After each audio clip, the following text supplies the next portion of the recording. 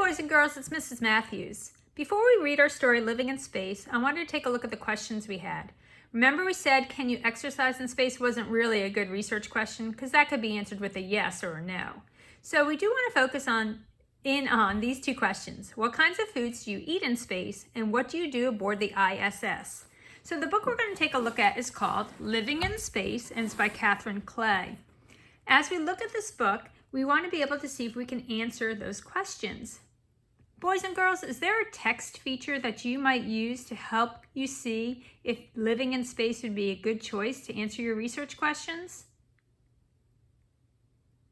Oh, if you said table of contents, that would be a great place to start. So let's look at the table of contents and see if it'll have some good information for me.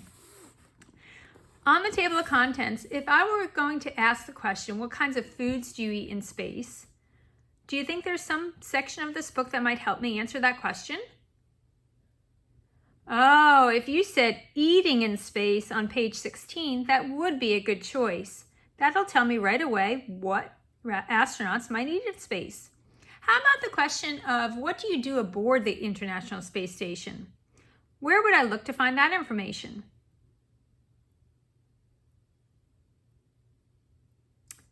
I heard somebody say working on the station. That would be a good choice on page 22. Anything else? Maybe daily life in space would be good. Or even relaxing in space on page 24. All those three sections of this book might tell me about what do you do aboard the International Space Station. There's another text feature that we can use. Did some of you think of the index in the back of the book? If I wanted to find out the information about what kind of food do I eat in space, I can look right down here and I see the word food, and I can look just on those two pages, 16 and 17. If I want to find out about the International Space Station, what you do aboard it, there are lots of pages concerning the International Space Station, but they may not all be about what I'm interested in. Could be getting to the space station, it could be leaving the space station, could be repairing the space station, I'm not sure. But that's another good place to start to look for the answers to my research questions. So because I don't know your questions, I'm going to go through this book with you, and I'm going to read most of it. I'm not going to read every single word, but most of this book to see if maybe the questions you had about living in space got answered as well. So let's get started. Living in Space by Catherine Clay. Here's our table of contents again. And this is A Year in Space. I'm going to see if I can move our camera just a little bit closer. There we go. A Year in Space.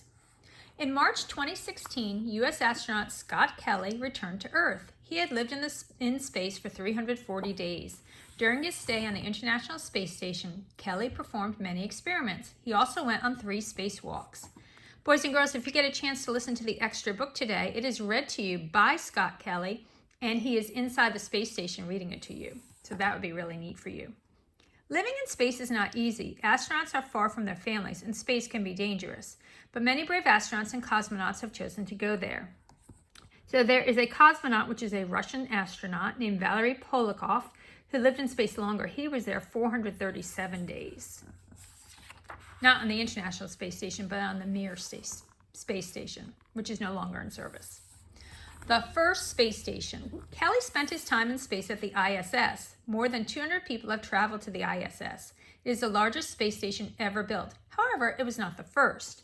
The former Soviet Union launched a space station called Salyut 1 in 1971. 3 cosmonauts lived there for 23 days. They tested equipment and performed experiments. Here we are at the International Space Station. Let's see if it answers my question. The United States and Russia worked together to build the ISS. Other countries helped too. The first pieces or modules launched in 1998. The ISS is now the size of a football field. Up to 6 people live on the ISS at one time. Their missions usually last 6 months.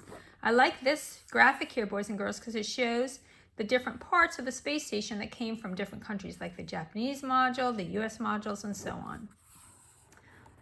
This caption explains this picture here. People from many nations have visited the ISS. The first British astronaut to fly for the European Space Agency was Tim Peake. He lived on the ISS from late 2015 to early 2016. Here's our heading, training to live in space. Before astronauts live at the ISS, they need training. This takes up to 2 years. Astronauts learn how to work in space. They practice what to do in an emergency. The U.S. astronauts use a full-size model of the ISS for training. This model is in Houston, Texas. The astronauts spend months learning about the station's many systems. Here's a picture of German astronaut Alexander Gerst training for a spacewalk. Getting to the ISS. This might have been your question. Astronauts travel to the ISS in a Russian Soyuz capsule. Soyuz holds just 3 people. A rocket launches the capsule into space. About 2 days later, Soyuz docks with the ISS. And this is how the Soyuz launches, and talks about how flying this way, most of their energy flying sideways, lets them stay in orbit rather than falling back to Earth. And if you get a chance to watch the video, you'll get to see inside the Dragon capsule. What to wear. Astronauts wear heavy spacesuits and helmets during launch. This keeps them safe in case the spacecraft leaks air. Once they reach the ISS, they wear regular clothes. So they have to pick out their clothes like we do, boys and girls. The ISS has no washing machine. Work clothes are changed about every 10 days. Socks and underwear are changed every other day. And there they are wearing a special spacesuit for a spacewalk. Here's the answers to my questions 16 and 17. Eating in space.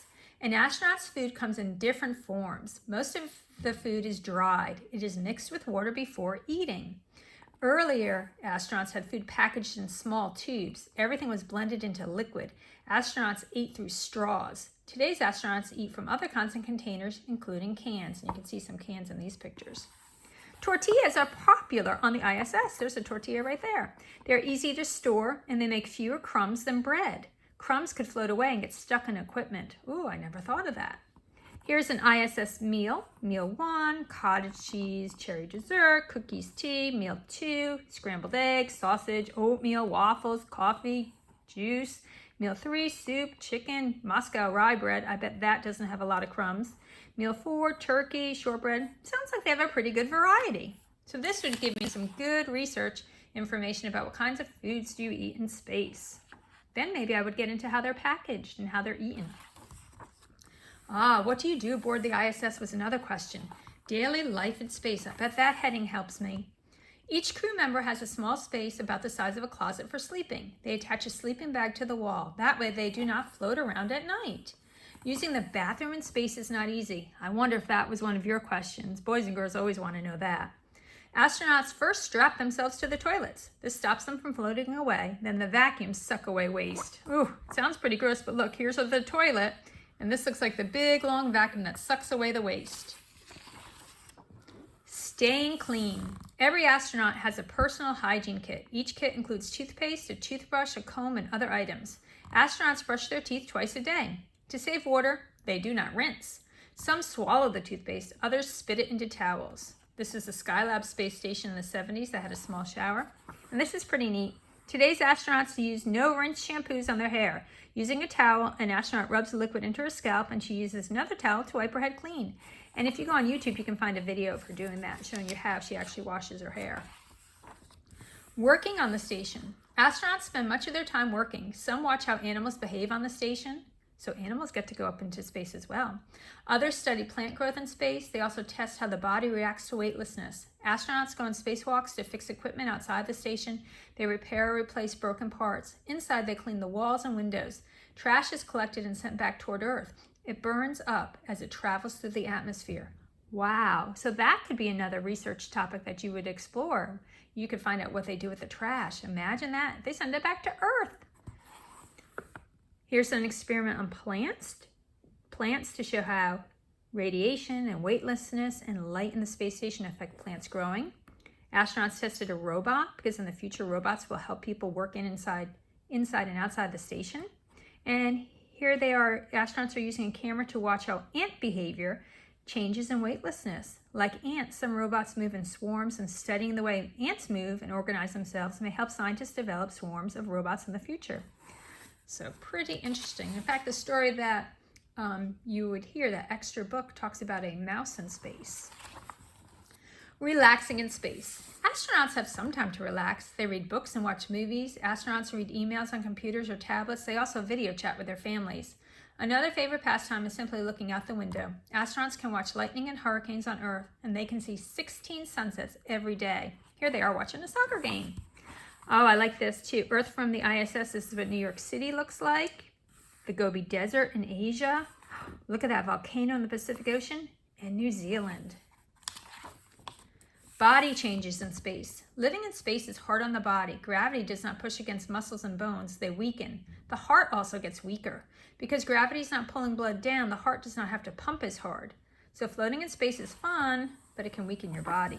To stay strong, astronauts exercise up to 2 hours each day. The ISS has a specially designed treadmill and bicycle. Astronauts attach themselves to the machines so they do not float away. This is an astronaut, Sunita Williams, who ran a marathon in space. Pretty cool. Returning to Earth. When astronauts are ready to come home, they board a Soyuz capsule. Parachutes slow down the capsule as it falls. Just before hitting the ground, small rockets fire. They slow the Soyuz for landing. Now, our astronauts this past summer actually used SpaceX, and they came back to Earth in that capsule, the Dragon capsule, instead of coming back in a Soyuz capsule. Right now, living in space is limited to the ISS, but people may one day live on another planet. Astronauts may live on Mars for months or years. They will use the lessons learned on the ISS. This is Scott Kelly says, "A lot we have learned here from operating a space station will help us go to Mars. Anything we have ever put on our mind to, we have been able to accomplish, or anything we have ever put our mind to, we have been able to accomplish." And hopefully you get to see the book by Scott Kelly. Here's our glossary, if there were any words you didn't know what they mean. And so you can read more in some internet sites. So boys and girls, I hope you enjoyed living in space. We're going to take a look at Astronaut in Training in a few minutes, but what I want you to do with that book, spend a couple of minutes thinking about your questions about what it's like to be trained to become an astronaut. Okay? And then we'll be back to take a look at that book.